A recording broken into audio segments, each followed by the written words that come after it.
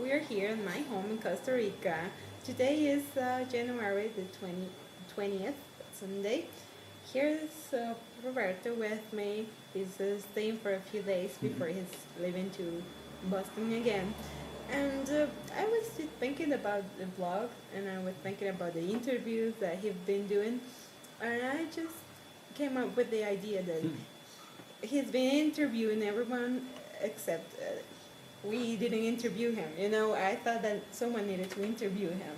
So here's the interview, and I just wanted to be here because I just wanted to ask you a couple of questions about, your life. And well, the first one is how it was for you to grow up like kind of an adopted child. How was it for you? Um, it was kind of difficult. I think the hardest thing for me was just dealing with the fact that I didn't know who I was. It's something I write about that I didn't know my birthday, I didn't know my birth name, I didn't know my parents. I really had nothing to go on, and that was very difficult. I mean, sometimes I felt like for the first 2 years of my life I didn't exist. I wasn't a real person, and that's something I think a lot of adopted children have to deal with. Maybe not that extreme, because in most of the time you know your birth name and you know your birthday, and I think those things are comforting because it's part of your identity, it's part of who you are. And when you don't have that, I'd have to tell people sometimes I'm 15, I think, and that was very awkward, especially when you're a teenager, and you're kind of trying to figure out your identity.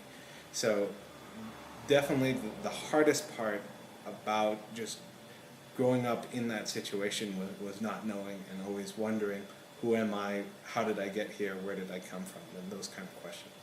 Well, I guess it was difficult, and as I remember your mother told me once that you were a very difficult baby and a very difficult child, and I guess that's kind of normal, because of the life that you've had before. Mhm. So, but now I see you, and I see you're a great guy, and you're just a great man, and you're doing it on your own. So, how was for you?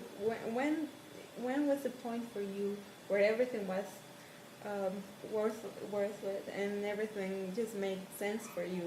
When do you Yeah. think it was the point? I think for me, everything kind of started to change maybe 4 or 5 years ago. I think for a long time I felt like the way I thought about it was, if I had a choice, if I could go back in time, and I had a choice between growing up with you and my other brother in Central America and giving up everything that I had gotten in America, or would I keep it the way it was? And like that was my choices. And for a long time I felt like, despite everything that I'd been given, all the opportunities, I would go back in time and make that decision. And then 4 or 5 years ago, it started to change, where I started to realize, what a great opportunity I had. I have wonderful parents, and I got a great education, and I got this opportunity to travel around, all around the world, and things like that. And I started to really understand the value of that.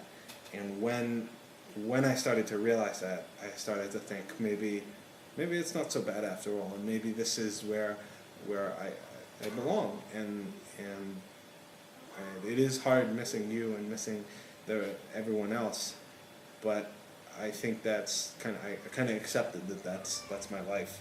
That's the way that things are for me. And fortunately enough, I'm able to be in a situation where I can come and visit you, and a lot, and see you, and we can still have these wonderful memories together. So it's been finding that balance between what I have, my life there, and my life here.